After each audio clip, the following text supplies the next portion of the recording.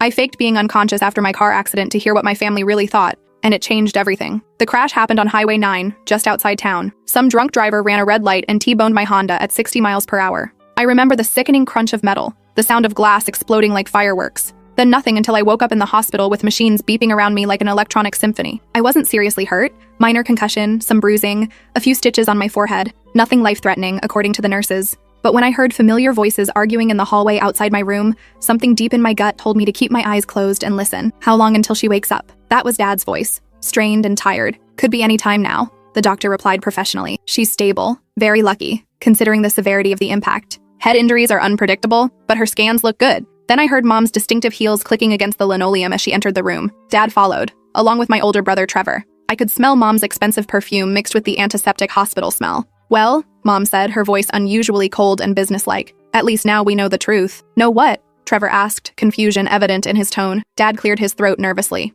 About the will. Your grandmother's will. My blood went cold. What will? Grandma Ruth had died just last month, and while I knew there'd been some family meetings about her estate, no one had mentioned anything about a will specifically naming me. Your grandmother left everything to Cassie, Mom continued, and I could hear the bitterness creeping into her voice. The house, the investments, the life insurance, all of it. We found the papers in her safe deposit box yesterday when the lawyer finally let us in. I'd been wondering why they seemed so secretive and concerned about Grandma Ruth's estate since her funeral. She'd always been closest to me. We'd spent every Saturday together for years, baking cookies and talking about books. But I had no idea she'd left me anything significant. How much are we talking about? Trevor's voice was sharp, calculating. $800,000, Dad said quietly, like he was afraid someone might overhear. Plus the Victorian house on Maple Street with all the antiques. The lawyer estimated the total value at over $1 million. The room went silent except for my heart monitor, which seemed to be beeping faster. I fought to keep my breathing steady and my face relaxed. She's 18, Mom finally said, her voice dropping to a harsh whisper. Legally, it's all hers the moment she turns conscious and signs the papers. No waiting period,